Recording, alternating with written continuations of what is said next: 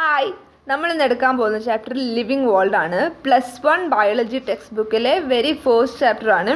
Very interesting, very beautiful and very easy to score marks in board exam as well as in entrance exams. ഈ ഒരു ചാപ്റ്ററിൽ just ഒരു living വേൾഡിനെ പറ്റി just ഒരു idea തരുന്ന ഒരു ചാപ്റ്ററാണ്. ഈ ഒരു ചാപ്റ്ററിൽ ആദ്യം തന്നെ പറയുന്നത് വാട്ട് ഈസ് ലിവിങ് എന്നാണ്. ലിവിങ് എന്ന് പറയുമ്പോൾ നമ്മളുടെ എല്ലാവരുടെയും മനസ്സിൽ ആദ്യം ഓടിയെത്തുന്നത് ഒരു ആനിമൽ ആയിരിക്കും, ഒരു ബേർഡ് ആയിരിക്കും, ഒരു പ്ലാന്റ് ആയിരിക്കും, ഒരു ഹ്യൂമൺ മനുഷ്യനായിരിക്കും. ഇതൊക്കെ തന്നെയായിരിക്കും. കാരണം എന്തായിരിക്കും? അവർക്ക് ഗ്രോ ചെയ്യാനുള്ള കഴിവുണ്ട്, അവർക്ക് റീപ്രൊഡ്യൂസ് ചെയ്യാനുള്ള കഴിവുണ്ട്. അങ്ങനെ ഓരോരോ നമ്മൾ മനസ്സിലോ അങ്ങനെ ഓരോന്നുള്ളത് കൊണ്ടല്ലേ നമ്മൾ ഈ ഒരു ലിവിങ് എന്ന് പറയുമ്പം ആനിമൽസിനൊക്കെ വിചാരിക്കുന്നത്. അതൊക്കെ തന്നെയാണ് നമ്മൾ ഇവിടെ ഡിസ്കസ് ചെയ്യാൻ പോകുന്നതും. സോ ആദ്യത്തേതാണ് growth. All living organisms grow. Increase in mass and increase in number of individuals are the twin characteristics of growth. ഈ ട്വിൻ ക്യാരക്ടറിസ്റ്റിക്സ് എന്നുള്ളതല്ലേ, ഇതൊന്ന് നിങ്ങൾ നോട്ട് ചെയ്ത് വെക്കേണ്ടി. ആൻഡ് ഇൻക്രീസ് ഈ ഒരു സെൻറ്റൻസ് ഒട്ടുമിക്ക MCQ ക്വസ്റ്റ്യൻസിലും കാണാറുണ്ട്. നിങ്ങൾ MCQ ടെക്സ്റ്റ് ബുക്ക് എടുത്ത് നോക്കിയാൽ നിങ്ങൾക്ക് ഈ ഒരു സെൻറ്റൻസ് സ്റ്റേറ്റ്മെൻ്റ് ആയിട്ടൊക്കെ കാണാൻ പറ്റും. അപ്പോൾ ഈ സെൻറ്റൻസ് ഒന്ന് നോട്ട് ചെയ്ത് വെക്കുക. Increase in mass or increase in number of individuals are the twin characteristics of growth. Okay. Multicellular organisms grow by cell division in plants. Plants ഇതൊന്ന് നോട്ട് ചെയ്ത് വെക്കണേ. Plants growth is by cell division occurs continuously throughout their lifespan. ഈ കണ്ടിന്യൂസ്ലിക്ക് ഒരു ഭയങ്കര ഒരു ഇതുണ്ട്, continuously throughout their life span. പക്ഷേ growth in animal is seen only up to a certain age. നമുക്കറിയാം നമ്മളൊരു സർട്ടൈൻ ഏജ് വരെ നമ്മൾ വളരുള്ളൂ, അത് കഴിഞ്ഞാൽ പിന്നെ നമ്മൾ വളരൂല. പക്ഷെ പ്ലാന്റ്സ് അങ്ങനെയല്ല. പ്ലാന്റ്സ് വലുതായി ഏജിനൊന്നും അവർക്കൊരു ഇതുമില്ല. കാരണം എന്താണെന്ന് വെച്ചാൽ അവരുടെ റൂട്ട് ടിപ്സിലും ഷൂ ടിപ്സിലൊക്കെ അവർക്ക് എന്തുണ്ട്, മെരിസ്റ്റം എന്ന് പറഞ്ഞാൽ മെരിസ്റ്റമാറ്റിക് ടിഷ്യൂ അല്ലെങ്കിൽ മെരിസ്റ്റമാറ്റിക് സെൽസ് ഒക്കെ ഉണ്ട്. അതുകൊണ്ടാണ് അവർ കണ്ടിന്യൂസ് ആയിട്ട് വളരുന്നത്. പിന്നെ സെൽ ഡിവിഷൻ പക്ഷെ ആനിമൽസിൽ നടക്കാറുണ്ട് കേട്ടോ. Cell division occur in certain tissue to replace the loss cells. നമുക്ക് എന്തെങ്കിലും മുറി പറ്റിയാൽ അല്ലെങ്കിൽ എന്തെങ്കിലും പരുക്കൊക്കെ പറ്റിയാൽ അത് പുതിയ സെൽസ് ഉണ്ടാവും. അപ്പോൾ നമ്മളേലും സെൽ ഡിവിഷൻ നടക്കാറുണ്ട്. എന്തിനു വേണ്ടി? To replace loss cells. To replace loss cells. Unicellular organisms grow by cell division. In majority of higher animals and plants, growth and reproduction are mutually exclusive events. Mutually exclusive events. Non-living objects also grow. നമ്മൾ വിചാരിക്കും പോലെയല്ല non living ആയിട്ടുള്ള ആൾക്കാരും വളരുന്നുണ്ട്. അപ്പം നിങ്ങൾ ഒരിക്കലും എങ്ങനെയാണ്, ഞാനൊരു എക്സാമ്പിൾ പറഞ്ഞുതരാം. ഈ മണൽ കൂമ്പാരങ്ങൾ കണ്ടിട്ടില്ലേ? മണൽ കൂമ്പാരങ്ങൾ തൊട്ടടുത്തുള്ള മണലുകൾ കാറ്റടിക്കുമ്പം ഇതിൻ്റെ മുകളിലോട്ട് വീണ്ടും വന്നിട്ട് അക്യുമുലേറ്റ് ചെയ്യും. ഈ അക്യുമുലേഷൻ കാരണം അതിൻ്റെ മണൽ കൂമ്പാരങ്ങളുടെ വലിപ്പം കൂടും. അത് തന്നെയാണ് ശരിക്കും growth, non living organism grow ചെയ്യുമെന്ന് പറയാൻ കാരണം. സോ നമ്മൾ ഇൻക്രീസ് ഇൻ ബോഡി മാസ് ഒരു ക്രൈറ്റീരിയ ആയിട്ട് എടുക്കുമ്പം, if we are taking increase in body mass as A criteria for growth, mountains, boulders, sand mounds do grow. This kind of growth is exhibited by non-living object is by accumulation of materials on the surface. Living organism growth is from inside. നമ്മളുടെ living ഓർഗാനിസത്തിൽ growth ഉള്ളിൽ നിന്നിട്ടില്ലേ, cell divide ചെയ്യല്ലേ ചെയ്യുക, പക്ഷെ അവിടെ ഇങ്ങനെ മേലോട്ട് വരികയല്ലേ ചെയ്യുക. അതുകൊണ്ട് growth is from inside in ആരല്ലേ ലിവിങ് ഓർഗാനിസം. അതുകൊണ്ട് തന്നെ നമുക്ക് എന്ത് പറയാം, ഈ ഒരു ഇത് നോട്ട് ചെയ്യണേ. Growth can not be taken as a defining property of living organism. So growth എന്തല്ല, ഒരു defining property of living organism അല്ല. ഇനി അടുത്തത് reproduction. Reproduction is a characteristics of living organism. അതൊരു ലിവിങ് ഓർഗാനിസത്തിൻ്റെ ക്യാരക്ടറിസ്റ്റിക്സ് ആണ് നമുക്ക് പറയാം. Multicellular organism. In multicellular organism, reproduction is the production of progeny processing features more or less similar to those of parents. It is called sexual reproduction.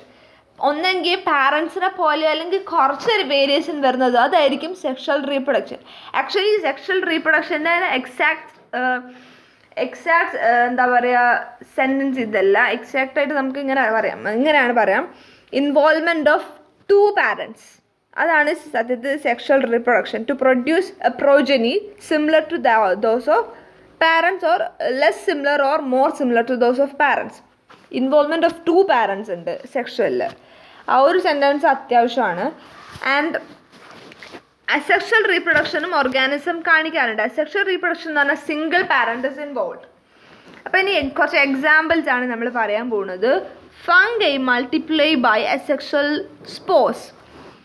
Lower organism like hydra and yeast by budding. Planaria note ചെയ്ത് വെക്കണേ. Planaria by true regeneration. So planaria എങ്ങനെയാണ്? True regeneration. ഒട്ടും ഏതൊക്കെയോ ചാപ്റ്ററിൽ നമുക്ക് ഈ +1 +2 ലൈഫിൽ ഈ ഒരു എക്സാമ്പിൾ പഠിക്കാനുണ്ട്. So fungi, the filamentous algae and the protonema of moss. Fungi, filamentous algae and protonema of moss by fragmentation. പിന്നെ യൂണിസെല്ലുലാർ ആയിട്ടുള്ള bacteria, algae, amoeba, the reproduction is synonym to growth. അതായത് increase in number of cells ആയിരിക്കും അവരുടെ റീപ്രൊഡക്ഷനും, അതുപോലെ തന്നെ ആയിരിക്കും അവരുടെ ഗ്രോത്തും. അമീബ എങ്ങനെയാണ് റീപ്രൊഡ്യൂസ് ചെയ്യുക? ബൈനറി ഫിഷൻ, 2 സെൽസ് ഡിവൈഡ് ചെയ്തിട്ട്, അതുതന്നെയാണ് അവരുടെ ഗ്രോത്തും. പിന്നെ ഇതിന് കുറച്ച് എക്സെപ്ഷൻസ് ഉണ്ട് കേട്ടോ. ഈ ഒരു എക്സെപ്ഷനും നോട്ട് ചെയ്ത് വെക്കണം. Many organism which do not reproduce. അതായത് മ്യൂൾ എന്ന് പറഞ്ഞാൽ കോവർ കഴുത, നമ്മളുടെ ഹോസും അതുപോലെ ഡോങ്ക്യും കൂടെ ഫ്യൂസ് ചെയ്തിട്ടുണ്ടാകുന്നതാണ് മ്യൂള്. അതുപോലെ സ്റ്റെറൈൽ വർക്കർ ബീസ്, നമ്മളുടെ ബീസ് 3 ടൈപ്പ് ഉണ്ട്. ഒന്ന് മെയിൽ ബീ, ഒന്ന് ക്വീനും, അതുപോലെ വർക്കർ ബീസും ഉണ്ട്. ഈ വർക്കർ ബീസ് വർക്ക് ചെയ്യുള്ളൂ, അവർക്ക് റീപ്രൊഡ്യൂസ് ചെയ്യാനുള്ള കഴിവില്ല. അതുപോലെ ഇൻഫെർട്ടൈൽ ഹ്യൂമൻ കപ്പിൾസ്, നിങ്ങൾക്കറിയാം കുറേ ഇൻഫെർട്ടൈൽ ആയിട്ടുള്ള ഹ്യൂമൻ കപ്പിൾസും ഉണ്ട്. അവർക്ക് വേണ്ടി കുറേ ടെക്നിക്സൊക്കെ ഉണ്ട്. അതൊക്കെ നമ്മൾ ലേറ്റർ +2 ചാപ്റ്റേഴ്സിൽ പഠിക്കാനുണ്ട്. Reproduction can not be and defining the for. ഈ ഒരു പ്രോപ്പർട്ടി ഈ ഒരു പ്രോപ്പർട്ടി എന്ന് പറഞ്ഞാൽ ഈ ചില ആൾക്കാർക്ക് റീപ്രൊഡ്യൂസ് ചെയ്യാൻ, ലിവിങ് ഓർഗാനിസത്തിന് റീപ്രൊഡ്യൂസ് ചെയ്യാനുള്ള കഴിവില്ലാത്തവരും ഉണ്ടല്ലോ. അതുകൊണ്ട് തന്നെ റീപ്രൊഡക്ഷനും എന്തായിട്ട് കൂട്ടാൻ പാടില്ല, can not be taken as a defining property of living organism. ഒരു ലിവിങ് ഓർഗാനിസത്തിൻ്റെ ഡിഫൈനിങ് പ്രോപ്പർട്ടി ആയിട്ട് പറയാൻ പറ്റൂല. പക്ഷേ വേറൊരു ഇതുണ്ട് ഇതിൽ, non living organism are capable of reproducing. Non living ആയിട്ടുള്ള ഒരാൾക്കും റീപ്രൊഡ്യൂസ് ചെയ്യാനുള്ള കഴിവില്ല. പക്ഷേ റീപ്രൊഡക്ഷൻ എന്നിരുന്നാലും ഒരു ഡിഫൈനിങ് പ്രോപ്പർട്ടി അല്ല. കാരണം ഈ മ്യൂളും സ്റ്റെറൈൽ വർക്കർ ബീയും ഇൻഫെർട്ടൈൽ ഹ്യൂമൻ കപ്പിളും ഒരു എക്സെപ്ഷൻ ആണ്. അവർക്ക് റീപ്രൊഡ്യൂസ് ചെയ്യാനുള്ള കഴിവില്ല. അപ്പോൾ ഒരാൾ എക്സെപ്ഷൻ ആണെങ്കിൽ പിന്നെ ലിവിങ് ഓർഗാനിസത്തിൻ്റെ റീപ്രൊഡക്ഷൻ ഒരു ഡിഫൈനിങ് പ്രോപ്പർട്ടി അത് നമുക്ക് പറയാനേ പറ്റില്ല. അടുത്തതാണ് metabolism. All living organisms are made up of chemicals. Chemicals വെച്ചിട്ടാണ് ഒട്ടുമിക്ക ലിവിങ് ഓർഗാനിസം ഉണ്ടാക്കുന്നത്. All plants, animals, fungi and microbes exhibit metabolism. Plants, animals, fungi and microbes exhibit metabolism. Metabolism എന്ന് പറഞ്ഞാൽ എന്താ അറിയോ? The sum total of all the chemical reactions occurring in our body നെയാണ് metabolism എന്ന് പറയുന്നത്. And no non-living objects exhibit metabolism. അതുകൊണ്ട് തന്നെ നമുക്ക് പറയാം metabolism is A defining property of living organism. അതുകൊണ്ട് മെറ്റബോളിസം എന്താണ്? ഡിഫൈനിങ് പ്രോപ്പർട്ടി ആണ്. ഓക്കെ, അടുത്തത് കോൺഷ്യസ്നെസ് എന്ന് പറയുമ്പോൾ നമുക്കറിയാം നമുക്ക് അതിനോടൊരു അത് പേടിയാ ഇത് അതൊക്കെ ഇതില്ല, അതൊക്കെയാണ് കോൺഷ്യസ്നെസ്. നമുക്ക് അതിന് നമ്മൾ ഭയങ്കര കോൺഷ്യസ് ആണെന്നൊക്കെ പറയും, അതാണ് സംഭവം. അപ്പം ability to sense their surrounding or environment and response to these environmental stimuli, physical, chemical or biological. ഇതിനാണ് നമ്മൾ കോൺഷ്യസ്നെസ് എന്ന് പറയുന്നത്. We sense our environment through our sense organs. നമുക്ക് എത്ര സെൻസ് ഓർഗൻസ് ഉണ്ട്? 5 സെൻസ് ഓർഗൻസ്. ഇതൊക്കെ വെച്ചിട്ടാണ് നമ്മളുടെ എൻവയോൺമെൻറ്റിനെ സെൻസ് ചെയ്യുന്നത്. Plants responds to external factors like light, water, temperature and other organisms, pollutants, etc. All living organisms are aware of their surrounding. എല്ലാവർക്കും അവരുടെ സറൗണ്ടിങ്ങിനായിട്ട് ഭയങ്കര അവെയർ ആണ്. All are aware of their surroundings. Human beings is the only organism. Human beings are the only organism that are aware of himself. Aware of himself. Self consciousness എന്നാണ് പറയുക. നമ്മളുടെ കാര്യം നമുക്ക് ഭയങ്കര ഇതല്ലേ, കോൺഷ്യസ് അല്ലേ. പക്ഷെ ആനിമൽസ് അങ്ങനെ അല്ലല്ലോ. ഹ്യൂമൻ ബീങ്സ് മാത്രമേ സെൽഫ് കോൺഷ്യസ് ആയിട്ടുള്ളവരുള്ളൂ. അതുകൊണ്ട് തന്നെ നമുക്ക് എന്ത് പറയാം? കോൺഷ്യസ്നെസ് എന്താണ്? ഒരു ഡിഫൈനിങ് പ്രോപ്പർട്ടി ആണെന്ന് പറയാം. കോൺഷ്യസ്നെസ് എന്താണ്? ഒരു ഡിഫൈനിങ് പ്രോപ്പർട്ടി ആണ്. It's A defining property. അടുത്തത് നമുക്കൊരു ഷോർട്ടായിട്ട് പറയാം. അപ്പം നമ്മൾ defining properties of living forms എന്തൊക്കെയാണെന്ന് ചോദിച്ചാൽ, നമ്മൾ ഗ്രോത്ത് ഇനി പറയാൻ പറ്റുമോ? ഇല്ല. ഗ്രോത്ത് ഇനി പറയാൻ പറ്റുമോ? ഇല്ല. ഗ്രോത്ത് പറ്റില്ല. റീപ്രൊഡക്ഷൻ പറ്റുമോ? പറ്റൂല. റീപ്രൊഡക്ഷൻ പറ്റുമോ? പറ്റൂല. അപ്പം എന്താണെന്ന് നമുക്കിപ്പോൾ അറിയാലോ. Metabolism, cellular organisation and consciousness. ഈ സെല്ലുലാർ ഓർഗനൈസേഷൻ എന്ന് പറഞ്ഞാലും മെറ്റബോളിസത്തിൻ്റെ ഒരു പാർട്ട് തന്നെയാണ്. നിങ്ങൾ ടെക്സ്റ്റ് ബുക്ക് വായിക്കുമ്പോൾ നിങ്ങൾക്ക് മനസ്സിലാകും.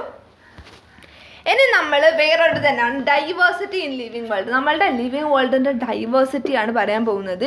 നമ്മളുടെ ലിവിങ് വേൾഡിൽ ഇതുവരെ കണ്ടുപിടിച്ചതാണ് പറയാൻ പോകുന്നത്. 1.7 to 1.8 മില്യൺ സ്പീസീസ് ആണ് ഇത്രയും കാലമായിട്ട് കണ്ടുപിടിച്ചത്. പക്ഷേ ഏകദേശം 7 million species are there in the world എന്നാണ് റോബർട്ട് മെയ് എന്ന് പറയുന്ന ഒരു സയൻറ്റിസ്റ്റ് പറഞ്ഞിട്ടുണ്ട്. അയാൾ കുറേ എസ്റ്റിമേറ്റ് ഒക്കെ ചെയ്തിട്ട് അയാൾ പറഞ്ഞത് അബൌട്ട് 7 മില്യൺ സ്പീഷീസ് ഉണ്ടെന്നാണ്. പക്ഷേ ഇതുവരെ കണ്ടുപിടിച്ചത് എത്ര മാത്രമേ ഉള്ളൂ? 1.7 to 1.8 മില്യൺ. ഈ ഒരു നമ്പർ നോട്ട് ചെയ്യണേ. 1.7 to 1.8 മില്യൺ. ഇതിനെയാണ് നമ്മൾ ബയോഡൈവേഴ്സിറ്റി എന്ന് റെഫർ ചെയ്യുന്നത്.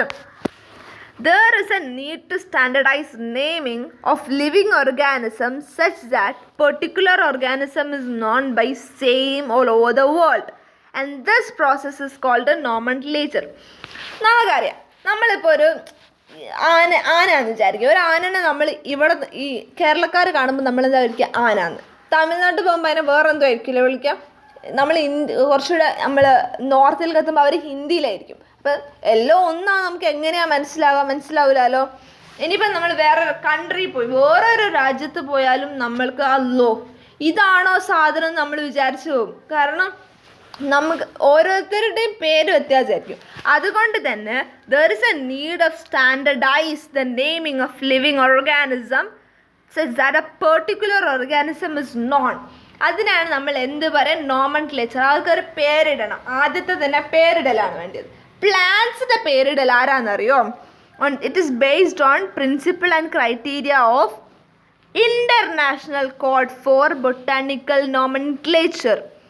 International code for botanical nomenclature, ICBN. ഇവരാണ് ആർക്ക്? പ്ലാന്റ്സിന് പേരിടൽ. പ്ലാന്റ്സ് എന്ന് പറഞ്ഞാൽ പ്ലാന്റ് ഫാമിലിക്ക് കേട്ടോ, പ്ലാന്റ് കിൻഡത്തിനൊക്കെ പേരിടൽ ആരാണ്?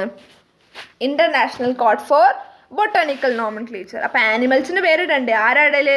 International code for zoological nomenclature, ICZN. ഇവരാണ്. പ്ലാന്റ്സിന് പേരിടൽ ആരാണ്? ICBN. ആനിമൽസിന് പേരിടൽ ആരാണ്? ICZN. ഓക്കെ. ഇനി ബൈനോമിയൽ നോമൻക്ലേച്ചർ. ഒരു നെയിം ഒരാളുടെ പേരിടാൻ നമ്മൾ തീരുമാനിച്ചു. അപ്പം പേര് എന്ന് പറയുമ്പോൾ രണ്ട് ഇതുണ്ടാവും, വേർഡ് ഉണ്ടാകും. അതിൽ അങ്ങനെ പേര് കൊണ്ടുവന്നത് ആരാണ്? കാറോലസ് ലിന്നേഴ്സ് ആണ്. ലിന്നേഴ്സ് ഇയാൾ ഭയങ്കര ആളാണ് കേട്ടോ. നിങ്ങൾ കുറേ ചാപ്റ്ററിൽ ഇയാളെ പേര് ഇങ്ങനെ പഠിക്കാനുണ്ട്. കാർലോസ് ലിന്നേഴ്സ് ആണ് ബൈനോമിയൽ നോമൻക്ലേച്ചർ കൊണ്ടുവന്നത്. 2 കമ്പോണൻസ് ഉണ്ടാവും. ഞാൻ പറഞ്ഞിട്ടുണ്ട് 2 വേർഡ് ഉണ്ട്. അതുകൊണ്ടാണ് അത് ബൈനോമിയൽ നോമൻക്ലേച്ചർ എന്ന ആ ഒരു പേര് വന്നത്. സോ ജനറിക് നെയിമും ഉണ്ട്, സ്പെസിഫിക് എപ്പിത്തറ്റും ഉണ്ട്. ജനറിക് നെയിമും സ്പെസിഫിക് എപ്പിത്തറ്റും. The classification is the process by which anything is grouped into convenient categories based on some observable characters. So ഓരോരുത്തരും നമ്മൾ ക്ലാസിഫൈ ചെയ്യാറുണ്ട്. ഇപ്പം ഞാൻ പറഞ്ഞുതരാം, നമ്മൾ ഹ്യൂമൻസ് അതിട്ട് ക്ലാസിഫൈ ചെയ്യാറില്ല. അത് നമ്മളൊരു ആനിമൽ ആണല്ലോ. അപ്പം നമ്മൾ എന്തുകൊണ്ടാണ് ഇങ്ങനെ ക്ലാസിഫൈ ചെയ്യുന്നത്? ഓരോരോ നമ്മൾ കാണിക്കുന്ന ഓരോരോ എന്താ പറയുക, ബേസ്ഡ് ഓൺ ഒബ്സർവബിൾ ക്യാരക്ടേഴ്സ് വെച്ചിട്ടാണ് നമ്മൾ ക്ലാസിഫൈ ചെയ്യുന്നത്. So scientific term of categories is taxa. ഈ ടാക്സ ഒന്ന് നോട്ട് ചെയ്യണേ. സയൻറ്റിഫിക് ടേം ഫോർ കാറ്റഗറിക്കാണ് നമ്മൾ ടാക്സ എന്ന് പറയുന്നത്. All living organisms can be classified into different taxa and this is known as taxonomy. നമ്മൾ ഓരോരോ ഡിഫറെൻറ്റ് ടാക്സ് ആയിട്ട് ക്ലാസിഫൈ ചെയ്യാം. അതിനാണ് നമ്മൾ എന്ത് പറയുക, taxonomy. Characterization, identification, classification and nomenclature are the process of basis to taxonomy. Characterization, identification, classification and nomenclature are the process of basic to taxonomy. Taxonomy എന്ന് പറഞ്ഞാൽ ക്ലാസിഫൈ ചെയ്യുന്ന ആ ഒരു പ്രോസസ്സിനാണ് നമ്മൾ ശരിക്കും ടാക്സോണമി എന്ന് പറയുന്നത്. ഇതാക്കണമെങ്കിലുള്ള കുറച്ച് 4 പ്രോസസ്സുകളുണ്ട്. എത്ര പ്രോസസ്സുകളുണ്ട്? 4 പ്രോസസ്സുകളുണ്ട്. ഏതൊക്കെയാണ്? Characterization, identification, classification and nomenclature. ഇനി നമ്മൾ ഇപ്പം ബൈനോമിയൽ നോമൻക്ലേച്ചർ ഉണ്ടെന്ന് പറഞ്ഞു. ബൈനോമിയൽ നോമൻക്ലേച്ചർ ആക്കണമെങ്കിൽ കുറച്ച് റൂൾസ് ഒക്കെ ഉണ്ട്. I tell you some rules. ഈ 4 റൂൾസ് നിങ്ങൾ നല്ലോണം പഠിച്ചു വെക്കണം. കാരണം വെരി ഇമ്പോർട്ടൻ്റ് ആണ്. എല്ലാ ചാപ്റ്ററിലും ഏകദേശം ഉണ്ടാവും ഇങ്ങനെ ബൈനോമിയൽ നോമൻക്ലേച്ചർ ആയിട്ട്. So let us start.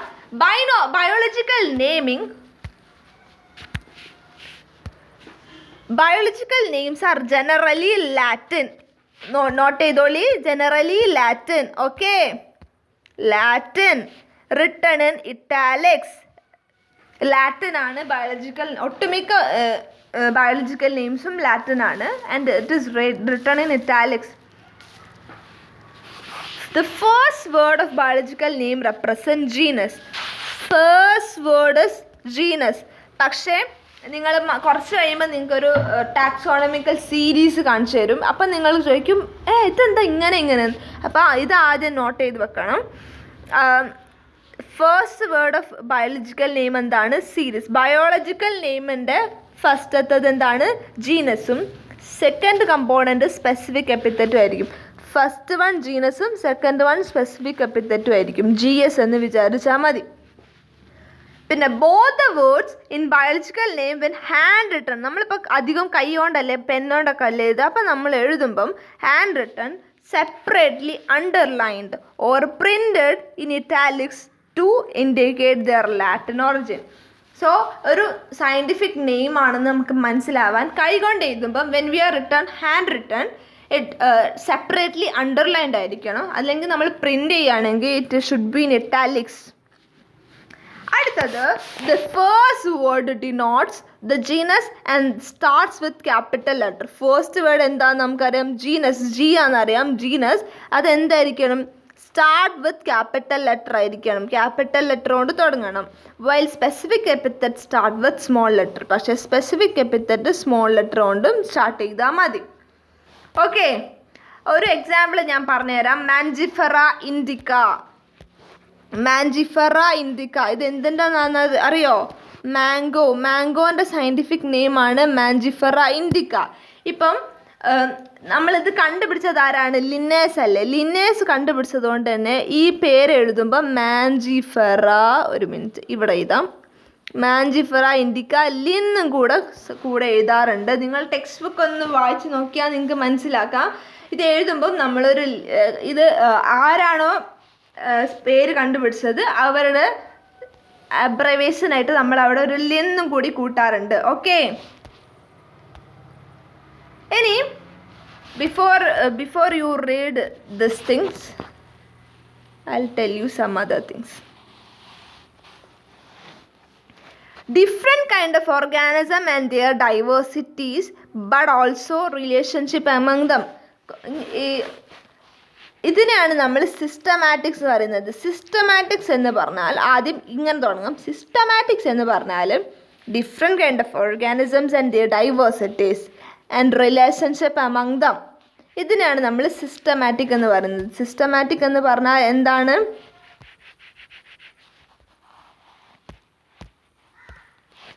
Systematic എന്ന് പറഞ്ഞാൽ എന്താണ്? Different kind of organism and their diversity and their also their relationship. ഇതിനാണ് സിസ്റ്റമാറ്റിക് എന്ന് പറയുന്നത്. The word systematics is derived from Latin systeme. Latin word ആയിട്ടുള്ള സിസ്റ്റമയിൽ നിന്നാണ് സിസ്റ്റമാറ്റിക്സ് എന്ന് പറഞ്ഞ വേർഡ് ഉണ്ടായത്. നിങ്ങൾക്കിപ്പോൾ ഒരു ഡൗട്ട് ഉണ്ടോ, പഠിച്ചോനെ ഇതിപ്പോൾ എവിടെ നിന്നാണ് ഒരു സിസ്റ്റമാറ്റിക്സ് എന്ന് വന്നത്? പക്ഷെ നിങ്ങൾ പേടിക്കേണ്ട. സിസ്റ്റമാറ്റിക്സ് എന്ന് പറഞ്ഞാൽ എന്താണ്? It's a kind of organism, different kind of organism or their diversity among അവരുടെ റിലേഷൻഷിപ്പ്, ഇതിനൊക്കെ കൂടിയിട്ടാണ് സിസ്റ്റമാറ്റിക്സ് എന്ന് പറയുന്നത്. ഇത് ഒരു ലാറ്റിൻ ഒറിജിനാണ്. ലാറ്റിൻ ആയിട്ടുള്ള സിസ്റ്റമേ എന്ന് പറയുന്ന വേർഡിൽ നിന്നാണ് സിസ്റ്റമാറ്റിക്സ് വന്നിട്ടുള്ളത്. ലിന്നേഴ്സ് യൂസ്ഡ് സിസ്റ്റമേ നാച്ചുറ. ലിന്നേഴ്സിൻ്റെ ഒരു ബുക്കാണ് എന്ത്?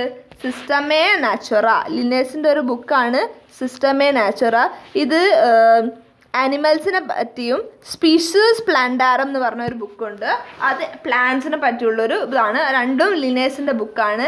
സിസ്റ്റമേ നാച്ചുറ ആനിമൽസിനെ പറ്റിയും സ്പീഷീസ് പ്ലാന്റാരം പ്ലാന്റ്സിനെ പറ്റിയുള്ള ഒരു ബുക്കാണ്. ഇനി ഞാൻ പറയാം. ഇപ്പം ഈ ഒരു ബോക്സ് കണ്ടില്ലേ ഞാൻ വരച്ചേ? ഈ ബോക്സ് ഞാൻ ഇത്രയും പറഞ്ഞൊരു സാധനങ്ങൾ ജസ്റ്റ് ഒരു ഷോർട്ട് ആക്കിയിട്ടുള്ളതാണ്. സിസ്റ്റമാറ്റിക്സ് എന്ന് പറഞ്ഞാൽ ഡൈവേഴ്സിറ്റി പ്ലസ് റിലേഷൻഷിപ്പ്. കണ്ടോ? ഡൈവേഴ്സിറ്റിയും റിലേഷൻഷിപ്പും അല്ലേ? ഇനി ഈ ഡൈവേഴ്സിറ്റി എന്ന് പറഞ്ഞാൽ എന്താണ്? ക്ലാസിഫിക്കേഷൻ ആണ്. റിലേഷൻഷിപ്പ് എന്ന് പറഞ്ഞാൽ എവല്യൂഷനും ക്ലാസിഫിക്കേഷനും കൂടിയതാണ് എന്ത്? സിസ്റ്റമാറ്റിക്സ്. അത്രേ പറയുന്നുള്ളൂ. പിന്നെ നിങ്ങൾ ചില MCQ ക്വസ്റ്റ്യൻസിലൊക്കെ നിങ്ങൾക്ക് കാണാം എന്ത്? പ്രിൻസിപ്പൽ, പ്രൊസീജിയർ, റൂൾ എന്നൊക്കെ കാണാം. അങ്ങനെ വല്ലതും കണ്ടാൽ അത് എന്തായിരിക്കും? ടാക്സോണമി ആയിരിക്കും. ഓക്കെ. ഇനി അടുത്തത് ടാക്സോണമിക് കാറ്റഗറി ആണ്. Classification is not a single step process but involves hierarchy of steps in which each steps represent a rank or category. ഇങ്ങനെ റാങ്ക് ആയിട്ടോ കാറ്റഗറി ആയിട്ടോ, ഹൈറാർക്കി എന്ന് പറഞ്ഞാൽ പാരമ്പര്യമായിട്ടുള്ളതാണ്. ഇങ്ങനെ റാങ്ക് ആയിട്ടോ കാറ്റഗറി ആയിട്ടോ റെപ്രസെൻറ്റ് ചെയ്യും. അങ്ങനെയുള്ളതിനാണ് നമ്മൾ ടാക്സോണമിക് കാറ്റഗറി എന്ന് പറയുന്നത്. All the categories together constitute taxonomic hierarchy. Each category referred to the unit of classification represent. The unit of classification ആണ് നമ്മൾ എന്താ പറയുക? ടാക്സോൺ. നിങ്ങൾ ടെക്സ്റ്റ് ബുക്കിലുള്ള എക്സാക്ട് സെൻറ്റൻസ് ആണ് ഇത്. പക്ഷെ അതൊന്നും വായിച്ചു നോക്കണ്ട. കുറച്ചൊക്കെ നമ്മൾ കട്ട് ചെയ്യാം.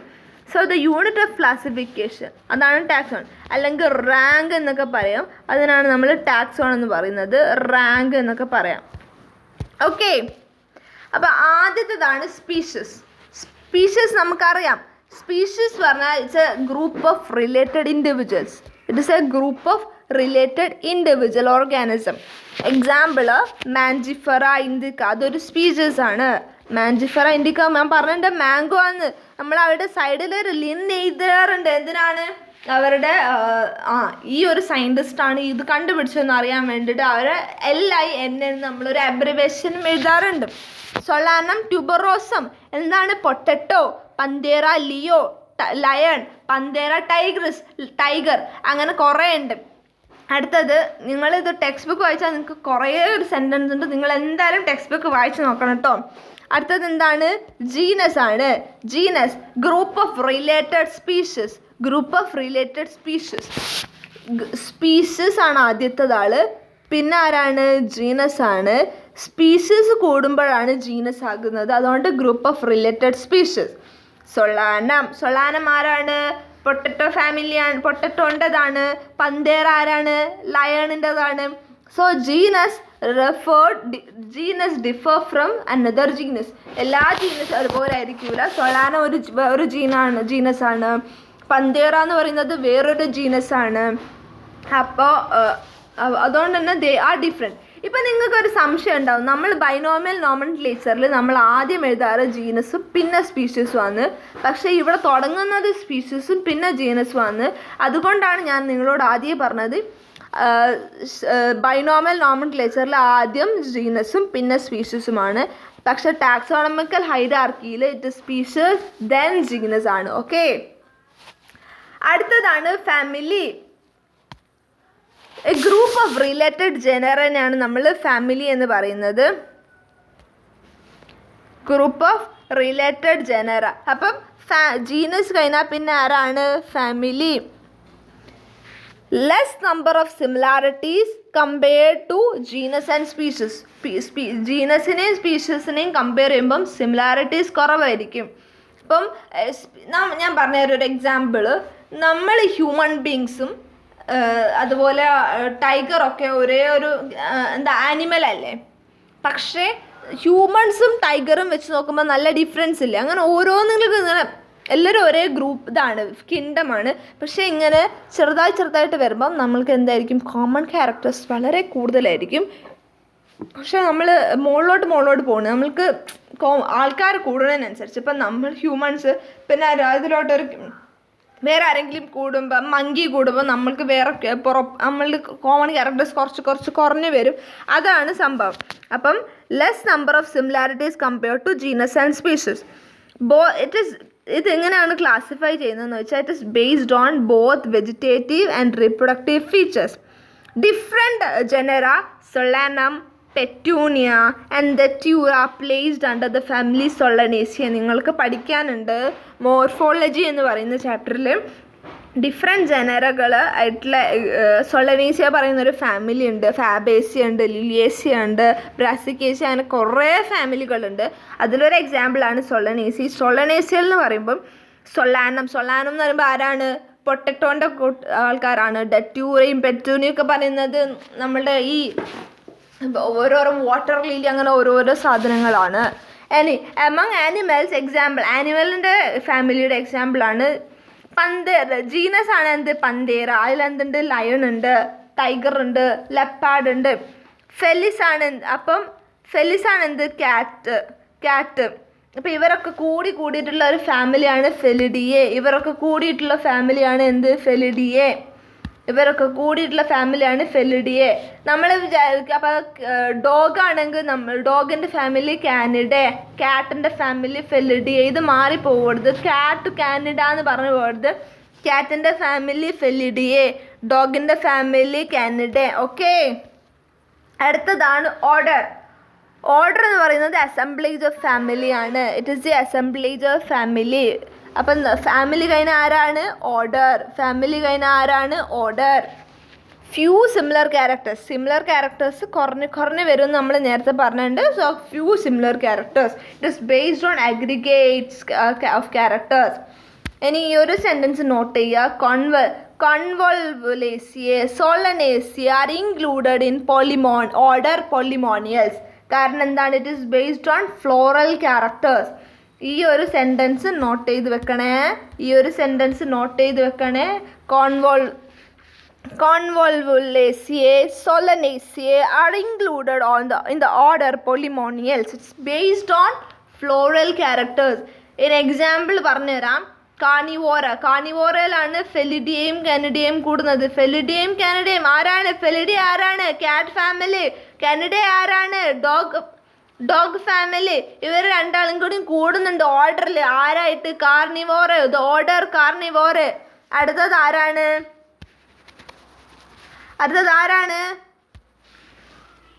Yes, classes. The class. It is related order.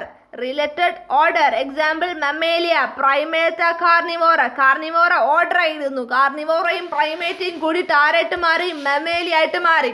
Next it is phylum. It is a group of class. Porphyra. കുറേ ക്ലാസ് ഫൈലങ്ങളുടെ പേര് ഞാൻ പറഞ്ഞുതരാം. Porphyra. Sorry, this was my mistake. Porphyra അല്ല കേട്ടോ, പോരിഫറാണ്. സോറി, ഇതില്ല കേട്ടോ, sorry. Porifera, Coelenterata, Ctenophora, Platyhelminthes, Aschelminthes, Annelida, Arthropoda, Mollusca, Echinodermata, Hemichordata, കോഡേറ്റ. ഇവരൊക്കെ ഓരോരോ ഫൈലമാണ്. കോഡേറ്റയും നോൺ കോഡേറ്റ്സും ഉണ്ട്. എന്തിൻ്റെ അടിസ്ഥാനത്തിൽ? നോട്ടോകോഡിൻ്റെ അടിസ്ഥാനത്തിൽ. കോഡേറ്റ്സും നോൺ കോഡേറ്റ്സും ഉണ്ട്. എന്തിൻ്റെ അടിസ്ഥാനത്തിൽ?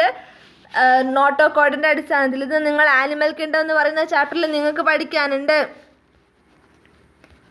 പിന്നെ ഈ പ്ലാന്റ്സിൽ ഫൈലം എന്നല്ല നമ്മൾ പറയുക, ഡിവിഷൻ എന്നാണ് പറയുക. അത് നോട്ട് ചെയ്ത് വെക്കണം. പ്ലാന്റ്സിൽ എന്താണ് പറയുക? ഡിവിഷൻ. പ്ലാന്റ്സിൽ എന്താണ്? ഡിവിഷൻ എന്നാണ് നമ്മൾ പറയുക. ഇനി അടുത്തത് kingdom. Kingdom kingdom okay. Kingdom.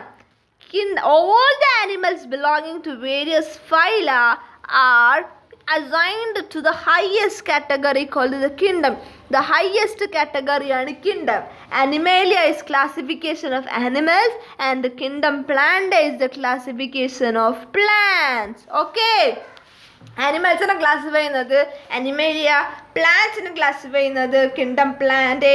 ഇനി ഫംഗസ് ഉണ്ട്, ഫംഗി, പിന്നെ മൊനീറൻസ്, പ്രോട്ടിസ്റ്റൻസ്, ഇതൊക്കെ നിങ്ങൾ ബയോളജിക്കൽ ക്ലാസിഫിക്കേഷൻ ആയിട്ട് നെക്സ്റ്റ് ചാപ്റ്ററിൽ നിങ്ങൾ പഠിക്കും.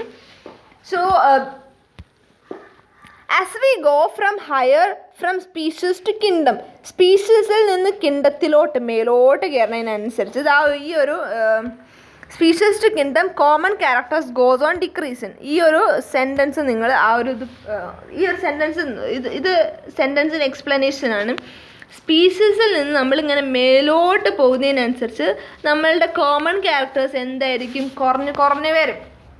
ഓക്കെ, നമ്മൾ പറഞ്ഞിട്ടുണ്ട് സ്പീഷീസിൽ നിന്ന് ജീനസിലോട്ട് പോകുമ്പം കുറയും, ജീനസിൽ നിന്ന് ഫാമിലി പോകുമ്പോൾ കുറയും, ഫാമിലിയിൽ നിന്ന് നമ്മളുടെ കോമൺ ക്യാരക്ടർ കൂടുതലും ഈ ജീനസിലും സ്പീഷീസിലും ഏകദേശം ഒരുപോലെ തന്നെയായിരിക്കും ഏകദേശമൊക്കെ. പക്ഷേ ഫാമിലിയിലോട്ട് പോകുമ്പോൾ കുറയും, ഓർഡറിലോട്ട് പോകുമ്പോൾ പിന്നെയും കുറയും, അങ്ങനെ കുറഞ്ഞ് വരാറുണ്ട്. The lower the taxa more the characteristic member within the taxon share. കൂടുതലും ഏറ്റവും അടിയിലുള്ള ആളായിരിക്കും കൂടുതൽ ക്യാരക്ടറും ഷെയർ ചെയ്യുന്നത്. Higher the category greater is the difficulty to determine the relationship to other taxa at the same level. Hence the problem of classification become more complex.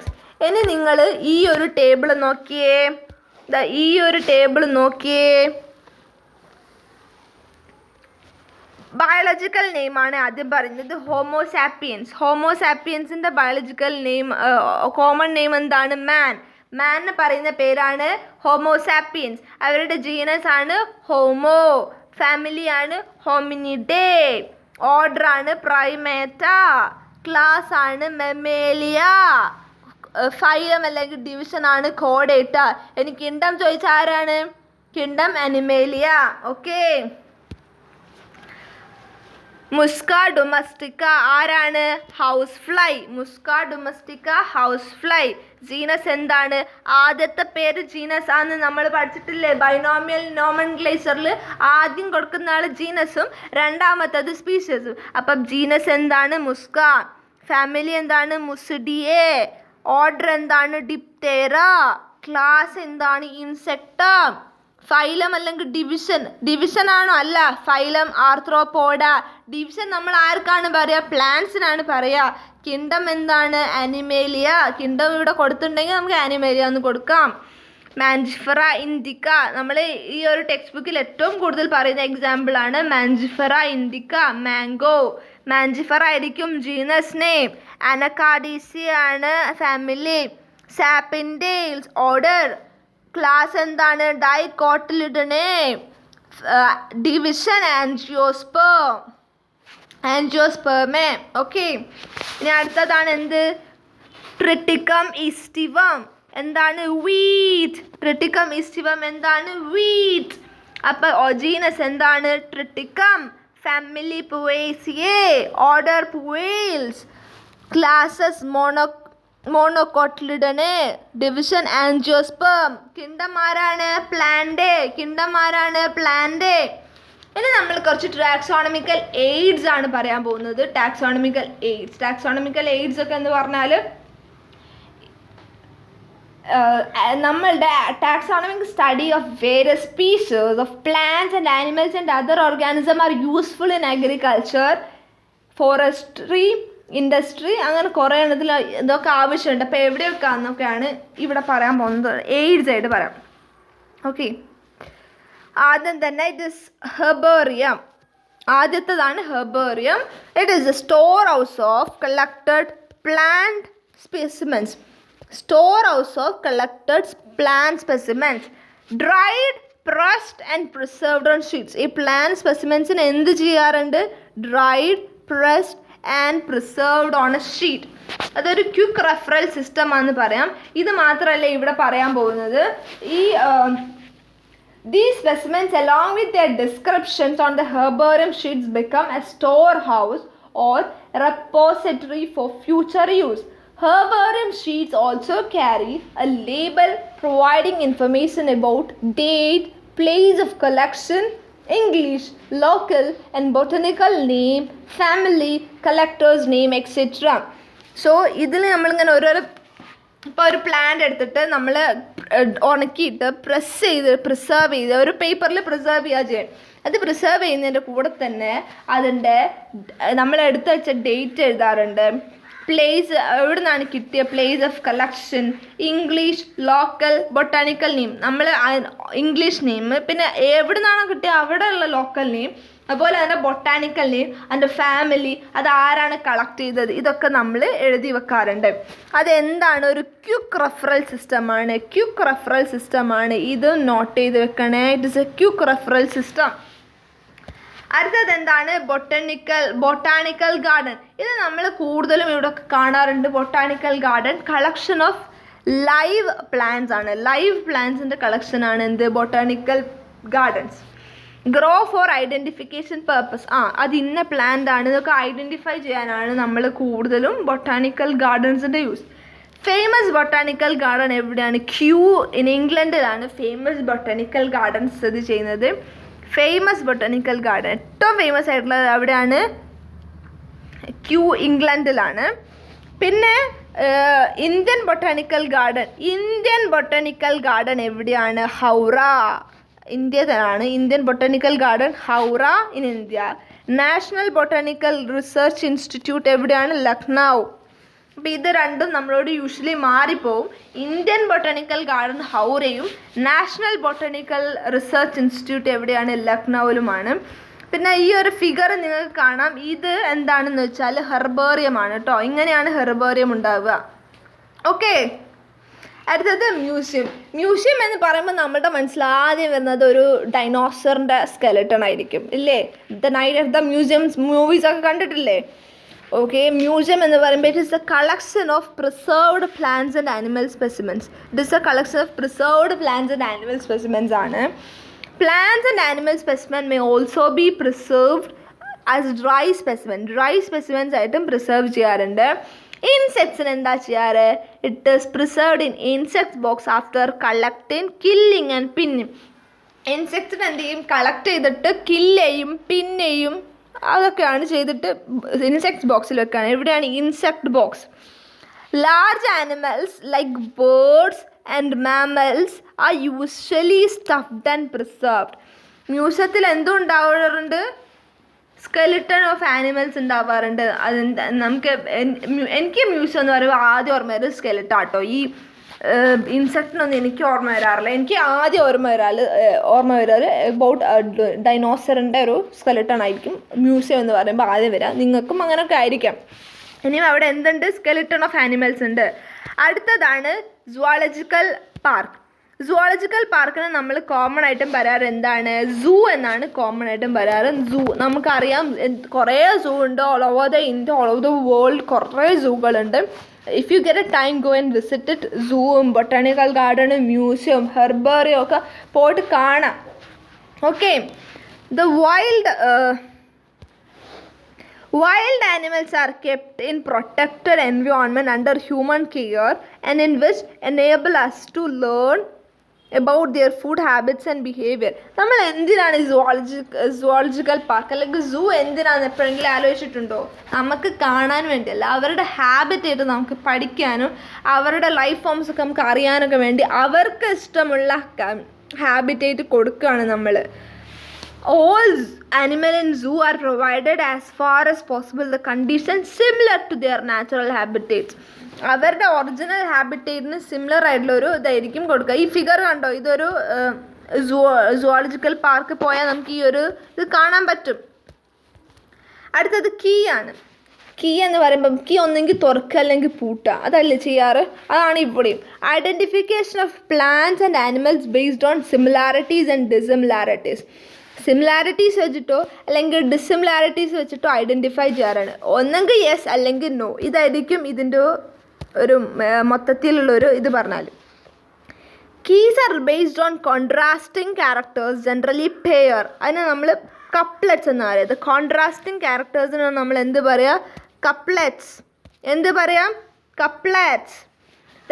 It represents choice made between two opposite options. രണ്ട് opposite ആയിട്ടുള്ള option ആയിരിക്കും. Yes or no, അതോ അതല്ലെങ്കിൽ ഇത്, അതായിരിക്കും കൂടുതലും ഉണ്ടാവുക. Each സ്റ്റേറ്റ്മെൻറ്റ്സിൻ്റെ കീ ഈസ് ലെഡ്. ഒരു കീയിലുള്ള എല്ലാ സെൻറ്റൻസും നമ്മൾ എന്താ പറയുക? ലെഡ് എന്നാണ് പറയുക. Keys are generally analytical in nature. Keys are generally analytical in nature. അടുത്തത് ജസ്റ്റ് ഈ 4 കാര്യം, ബാക്കിയുള്ള 6, 7, 8, 9 എന്ന് പറയുന്നത് ജസ്റ്റ് ടെക്സ്റ്റ് ബുക്ക് ഒന്ന് ജസ്റ്റ് പറഞ്ഞിട്ടേ ഉള്ളൂ. കാറ്റലോഗിനെ പറ്റി എക്സ്പ്ലെയിൻ ചെയ്തിട്ടുമില്ല. പക്ഷേ നെയിം പറഞ്ഞതുകൊണ്ട് we have to tell the names. Flora, manuals, monograph, catalogue. ഇതും നമ്മൾ ഇത്രയും നേരം പറഞ്ഞ herbarium, botanical garden, zoological park, key ഒക്കെ പോലെ തന്നെ ഉള്ള സംഭവങ്ങൾ തന്നെയാണ്.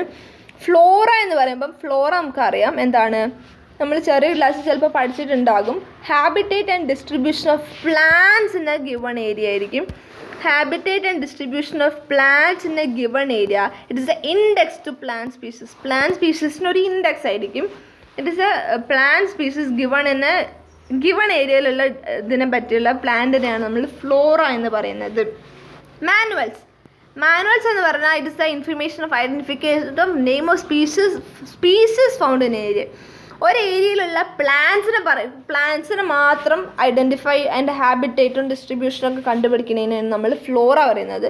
അവിടെയുള്ള എല്ലാ സ്പീഷീസിനും, ഒരു ഗിവൺ ഏരിയയിലുള്ള എല്ലാ സ്പീഷീസിനും പറ്റി പഠിക്കുന്നതിനാണ് നമ്മൾ എന്താ പറയുക? മാനുവൽസ് എന്ന് പറയാം. മോണോഗ്രാഫ് എന്ന് പറഞ്ഞാൽ ഏതെങ്കിലും ഒരു ടാക്സോൺ എന്ന് പറഞ്ഞാൽ നമുക്കറിയാം ഏതെങ്കിലും ഒരു കാറ്റഗറി ആരെങ്കിലുമൊക്കെ പറ്റി പഠിക്കുന്നതിനാണ് നമ്മൾ മോണോഗ്രാഫ് എന്ന് പറയുക. കാറ്റലോഗും ഏകദേശം ഇതൊക്കെ തന്നെയാണ്.